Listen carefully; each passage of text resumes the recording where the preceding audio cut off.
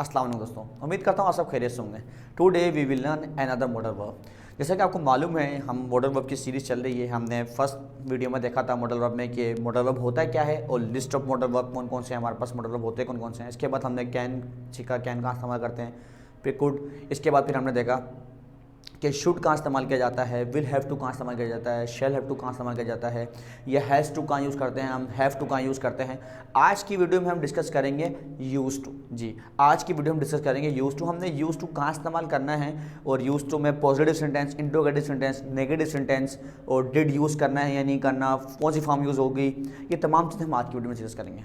ठीक है, आए पहले हम ये समझते हैं कि यूज़ टू इस्तेमाल क्या किया जाता है। देखें, we use to when we refer to things in the past which are no longer true। पहली बात तो ये कि जो चीज़ हम एक पास्ट में कोई काम, हकीकत हम कोई काम करते थे, अब वो सच्चाई नहीं रही कि वो काम होगा या नहीं होगा, मतलब कि वो काम अब नहीं होता। जी हाँ, वो अब हकीकत नहीं रही और वो अब सच नहीं रहा कि जो काम हम पहले करते थे।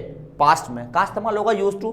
पास्ट में इस्तेमाल होगा कि जो काम अब नहीं होता पास्ट में हुआ करता था। ठीक है, अब वो सच नहीं है कि जो पास्ट में सच था। ठीक है, अब इसके अलावा आता है हमारे पास it can refer to repeated action और टू स्टेट और सिचुएशन।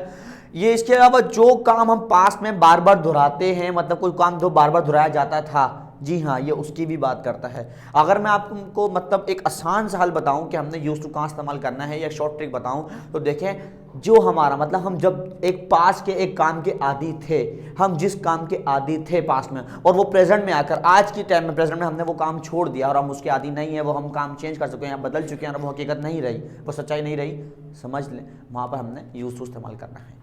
क्लियर हुआ यहाँ तक? हमने कहाँ इस्तेमाल करना है यूज टू? कि जब हम पास्ट हैप्चुअल एक्शन की बात करते हैं या हमारी समझ लें कि कोई भी आदत होना, पास्ट के मतलब एक आदत है कि हम एक चीज़ के आदी थे या आदी हैं, मतलब उस चीज़ के आदी। अब क्या यहाँ पे क्या बात हो रही है कि हम एक चीज़ के हम आदी थे लेकिन अब हम उसके आदी नहीं रहे और उसकी आदत ना नहीं रही है हमें। ठीक है, अच्छा, अब इसे स्ट्रक्चर देखें क्या है। Subject, use to, first form, then object. Clear यहाँ तक? आपने पहले सब्जेक्ट यूज़ करना है, फिर देन यूज टू इस्तेमाल करना है, इसके बाद फर्स्ट फॉर्म, देन ऑब्जेक्ट। अच्छा, एक जो मोस्ट कॉमन मिस्टेक होती है, देखें, ये डी है लाजमी। ठीक है, यूज टू मतलब प्रोनाउंस में यूज यूएसई यूज लिखा जाता है लेकिन लिखने में हमने यूज टू लिखना होता है। क्लियर यहाँ तक? पॉजिटिव सेंटेंस की बात कर रहा हूँ।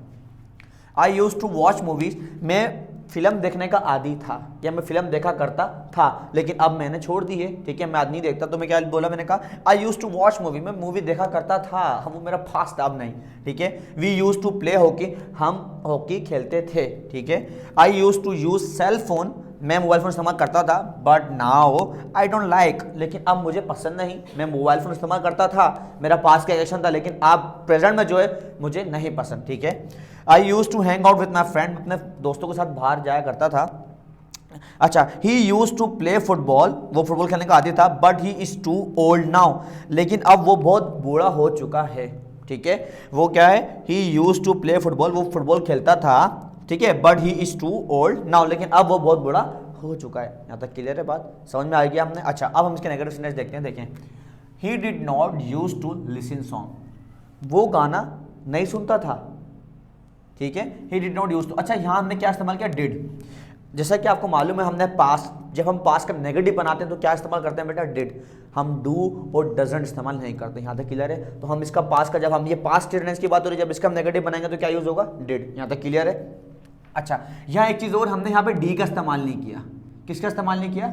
डी का इस्तेमाल नहीं किया। ये एक एक्सेप्शनल रूल है कि हमने यूज इस्तेमाल करना है जब भी हम नेगेटिव बनाएंगे। ठीक है, जैसे हम प्रेजेंट डेफिनेट में एस या इसका इजाफा हटा देते हैं जब नेगेटिव बनाते हैं, और वर्ब की मतलब अगर हम उसको सेकंड फॉर्म में तो उसको फर्स्ट फॉर्म में कर देते थे। यहाँ तक क्लियर है? इस तरह यूज सेकंड फॉर्म में डी आ रहा है, हमने इसको फिक्स में कर दिया, फर्स्ट फॉर्म में कन्वर्ट कर दिया जब भी हमने नेगेटिव बनाया। जो मतलब आप पास्ट सिंपल का रूल था ना, वही रूल समझ लें आप यहाँ फॉलो हो रहा है। सिंपल है, परेशान ना हो, कंफ्यूज ना हो कि यहाँ एस लग रहा है, डी लग रहा है, हम भूल जाएंगे कैसे होगा। जो पास्ट का, पास्ट इंडेफिनिट का रूल है नेगेटिव बनाने का, वही रूल यूज टू का नेगेटिव बनाने का रूल है। आप सिंपल सा ये ध्यान में रख लें। क्लियर है? इसके बाद आता है she did not use to cry, वो नहीं रोया करती थी। ठीक है, वो नहीं रोया करती थी। ठीक है, अब इसके बाद इसका स्ट्रक्चर देखें। Subject, did not, use to, first form then object, ठीक है। हाँ देखिए भूलिएगा नहीं, मैं फिर कह रहा हूँ मॉडल वर्ब है, यूज टू है, स्ट्रक्चर सब कुछ सही है, लेकिन आप डी का इस्तेमाल नहीं कीजिएगा, ठीक है।